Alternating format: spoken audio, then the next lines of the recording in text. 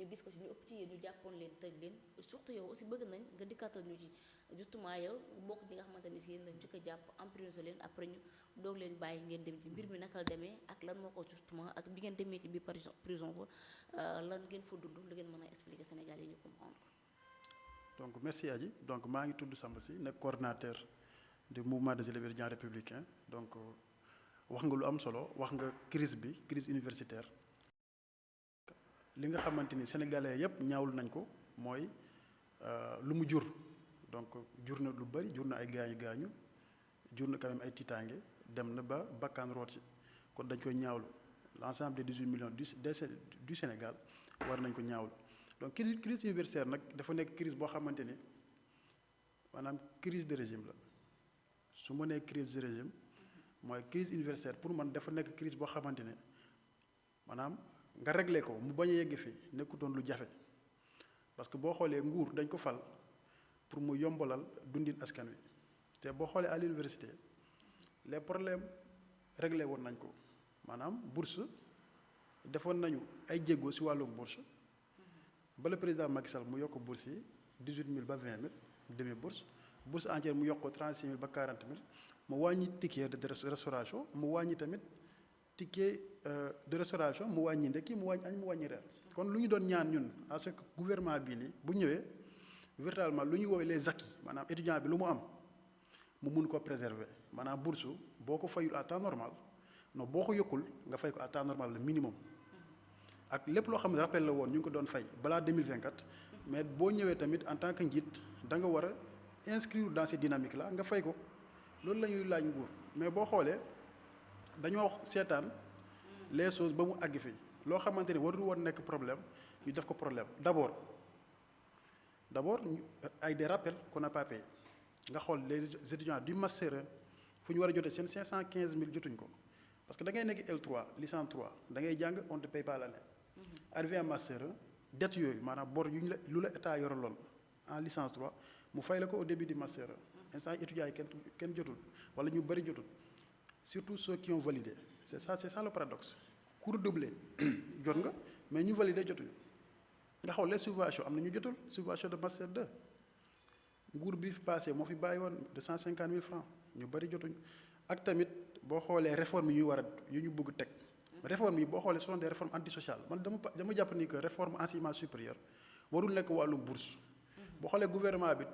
toutes leurs réformes pour ñoom réforme bourse la non réforme dafa war a nekk loo xamante ni dañ koy def ba éducation ba enseignement supérieur gën a ñoŋ ba ñu gën a am une bonne formation de qualité une formation bi nga xamante ni étudiants yi bu ko defee du yàgg université te bu génnee mu nekk une ressource humaine de qualité maanaam mu nekk opérationnel le plus rapidement possible ak des formations sur l'INTIC les nouvelles technologies de communication xam nga pour man loolu mooy la réforme de l'enseignement supérieur étudiants yi ba ñu yàgg université te bu yàggul université non seulement du yàgg université mais bu génnee d'ici 3 ans de formation 4 ans mu nekk un capital humain bien formé man pour man loolu mooy réforme moo boo xoolee nguur gi seen réforme yépp wàllum xaalis la maanaam mënuñ dem jëli xaalis feneen lu ñu waroon jox étudiants yi nooy def ba wàññi ko parce que boo réviser le décret di nga gis un étudiant mu nekkoon L3 dem master 1 ñu dagg bourse am parce que uniquement amul mention maanaam mu am 11 wala 10 mu dem master 1 bourse am ñu dagg ko wala nga gis un ensembliste koo xamante dafa nekkoon L2 mu dem L3 mais mu dem avec 42 crédits selon le système LMD mën nga jàll avec 42 crédits maanaam amoo 60 mais da ngay jot ta bourse. gis nañ tamit avec ces réformes là loolu mën na wàññi loolu lu muy def au finish dotation bu ñu waroon def ci wàllum bourse ñu wàññi ko parce que boo xoolee bourse Macky Sall da ko fekk 20 milliards en 2012 mu yóbbu ko ba 80 milliards kon ñii waruñu def moins budget day yokk impôts yi day yokk taxes yu état di jot ak impôts yu état di jot day yokk nombre d'étudiants day yokk kon bourse forcément day yokk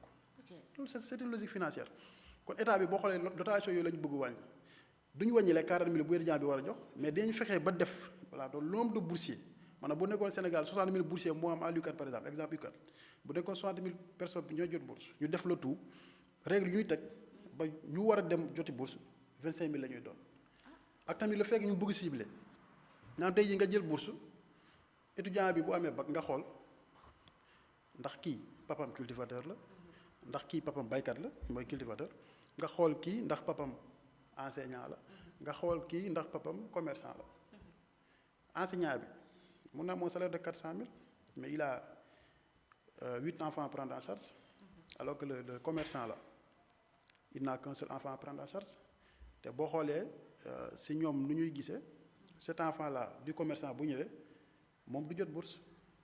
non day jot bourse parce qu'on dit que papam peut-être commerçant la enseignant bi moo gën a positionné wala papam cultivateur la day jot bourse alors que papam moom kese la yor alors que l'enseignant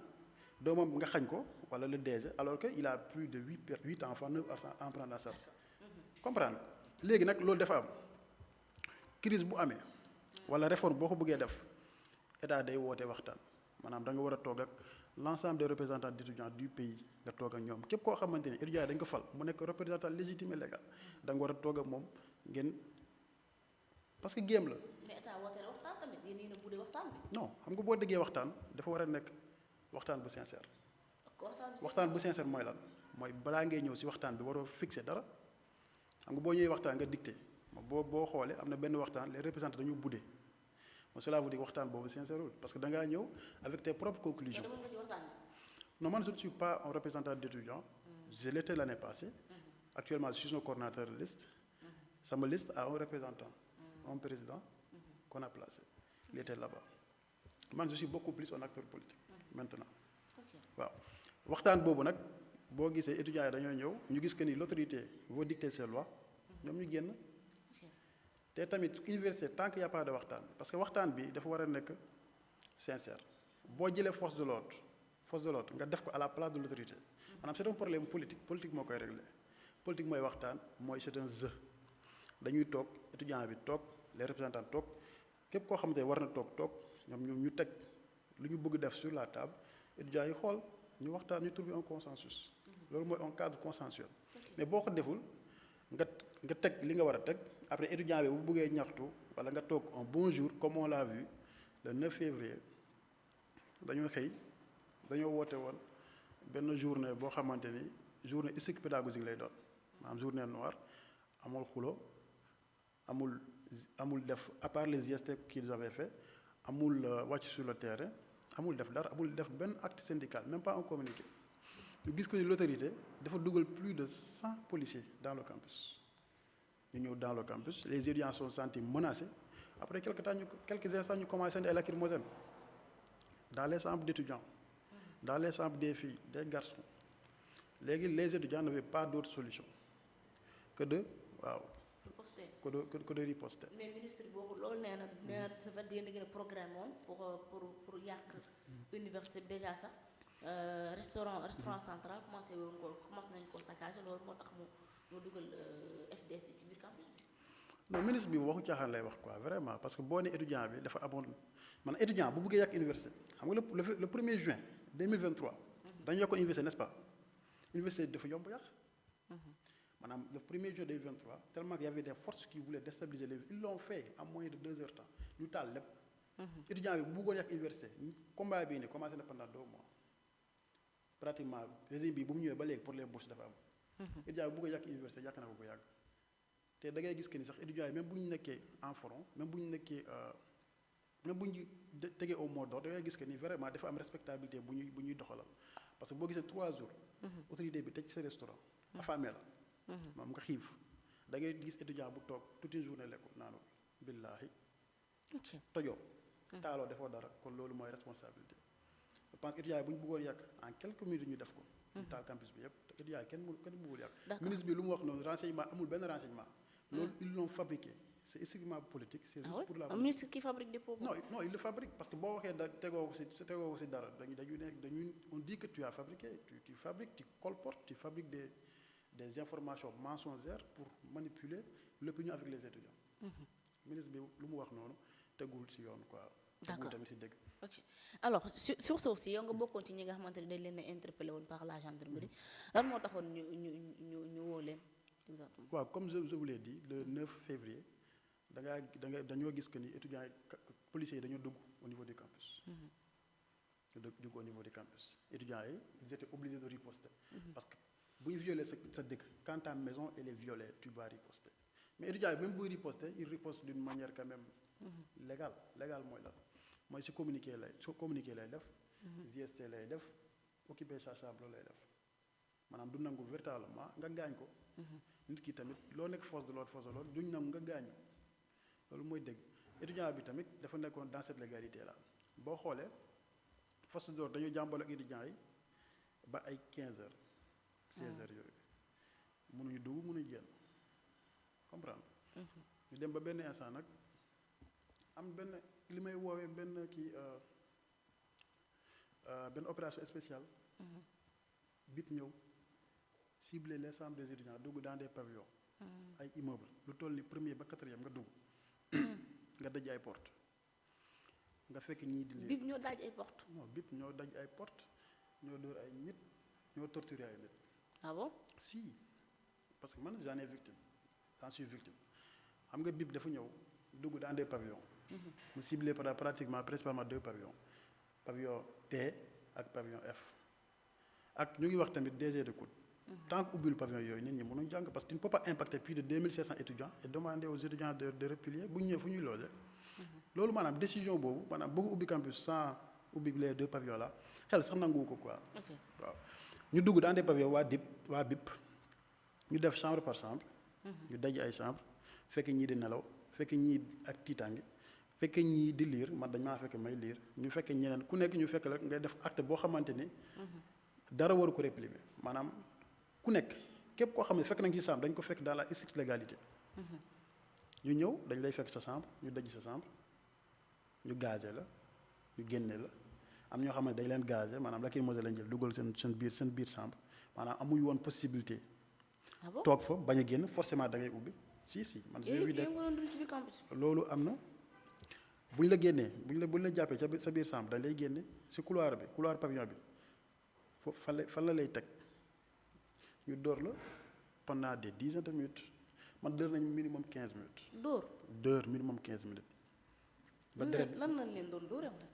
non seen matériel yu ñu yor soit seen laas grenade yi lay doon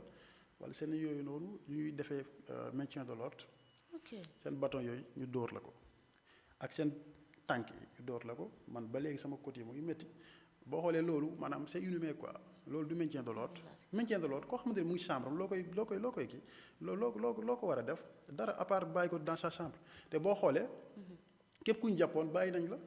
que cela veut dire état bi moo tooñ. kon ñun dañ leen a fekk ci biir pavillon yi daaj seen ay chambre. man par exemple dañ maa fekk dans ma chambre bi ma déggee le bruit de la BIP dans mon couloir. pavillon D pavillon B deuxième étage bi ma déggee seen couloir dama jël sama livre ma ne ñii bàyyi ma jël sama livre comme ça ils diront que je suis inoffensif. man ak sama benn copain ñu toog dans ma chambre mais après da ngay gis BIP dafa dugg. bu ñu duggee ils m'ont dit tu sors dañuy daj sama buntu pare ñu naan da ngay génn. ma génn ñu naan ma main sur la tête ma def main sur la tête. genou à terre ma def genou à terre. ba pare ñu naan ma tëddal. couche-toi je me suis couché ma jox leen sama dose yooyu lépp mais door nañu pendant 15 minutes minimum. ñu door la ba sa xol sedd. door nañu ba sama livre bi tàkk dara maanaam loolu je pense qu'une police républicaine du ko def. donc BIP lu mu def noonu teguwul si yoon te ñun bu ñu organiser woon tey ji en collectif ñu porter leen plainte bu nañu am dara et peut-être qu'on va pas le faire. après ñu door leen doog leen a yóbbu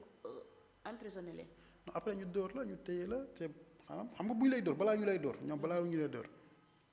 ils disent que ñoom dañuy ne que tout le monde maanaam qu'on prenne le téléphone de tout le monde. maanaam bu ñu jëlee téléphone yi ba pare maanaam jëlee seen téléphone yi balaa ñuy filmer loolu la ñu wax. pour vous dire que ni lu ñu waroon def rek lu ñaaw la. parce que yow boo jàppee nit ki nga ne nañ jël téléphone yi balaa ñuy filmer rek cela veut dire yaa ngi waaj a def l'abominable quoi. abomination lañ def jour boobu. ñu jëlee téléphone de tout le monde ñu dóor ñu ñëpp koo gis maanaam doo gis koo xamante dóoruñ ko ba mu génnee deret 107 étudiants billaahi doo gis koo xamante dóoruñ ko ba ñu génnee si moom deret billaahi doo gis kenn koo xamante dóoruñ ko maanaam ba mu génnee deret parmi les 107 étudiants man j'ai été le premier les premiers à dugg au niveau de central képp koo xamante ne ñëw nga sama ginnaaw nga ñëw ñoom ñëpp génne nañ deret man yoroon naa benn livre bi ma yoroon ils n'ont même pas pris le temps de récupérer le livre dans mes mains. jëlaatuñu sax livre bi samay loxo livre boobu dafa dem ba takk deret keroog wane naa ko après ñu dem tëj la pendant 3-4 jours. léegi amu leen ay soins médicaux amoo leen dara dañu leen tëj noonu central bàyyi leen fa. non parce que man bi ñu ma gaañee ils ont refusé de me soigner du bim mais bon boo demee policiers yi bon même mais boo gisee waa médecins yi nii waa Croix-Rouge pour nga dem si ñoom ñoo la jox autorisation. bi ma laajee dama war a dem faju dañ ma nee noonu yow gaañoo lañ ma wax. te gaañu nga ñun la gaañoo. gaañu naa ñu naa ma gaañoo ndax bu ñu la gisee nga xaw a résistant dañuy neen que véritablement yow dañ lay gën a toroxal quoi en tout cas. c'est ça ñu neen ma gaañoo ma après ma toog man j'ai resté dans la prison pendant 2 jours ñu door ma defal bandage. 2 jours ñu doog la. ñu door ma defal bandage sur ma tête. ah oui. maanaam sama bopp toñ lundi. toog naa ba mardi soir ñu defal ma bandage. te sama bopp lundi 17h lañ ko toj. xëy mais doo sax doo def dara imaginal quoi. ah c'est grave. pour vous dire que ni lu ñu fa def vraiment dafa jéggi dayoo te c'est contraire à tout ce qui est texte quoi tout ce qui est cadre réglementaire. C'est contraire à la Déclaration universelle des droits de l'homme, c'est contraire à la Constitution, c'est contraire au maintien de l'ordre, c'est contraire à lépp loo xamante ni police maanaam police normale nu mu war a doxee c'est contraire à tout cela. moo tax boo gisee Abdoulaye Ba ñu ngi koy ñaanal yàlla xaree ko àjjana donc même son décès. maanaam on ne peut pas dédouaner man je ne blâme même pas la police. En réalité quoi parce que c'est des décisions politiques ñoo induire lii c'est un problème d'abord politique. police du jël décision bu toll nii maanaam dugg campus université des centaines de forces de l'ordre bip dugg dans nos chambres sans la décision d'une autorité quoi te ñu ngi ko def loolu opération boobu noonu boo xoolee c'est une décision qui vient d'en haut qui a impacté négativement les étudiants même boo xoolee Abdoulaye Ba son décès gars yi ñu ngi wax que vraiment dafa tëb et tout mais bu tëboo bu fekkoon sax dafa tëb mais y a un danger qui a fait que mu tëb bu fekkoon moom dafa tëb chambre à côté lu ko lakk. te gis nañ que ni man sama chambre lacrymogène dugg na fa. sama chambre lacrymogène dugg na fa gis nañ que ni des chambres fii ay jigéen lacrymogène dugg na fa. rien ne dit que Abdoulaye Ba. chambre bu lakk chambre bu nekkoon à côté de sa chambre boobu noonu.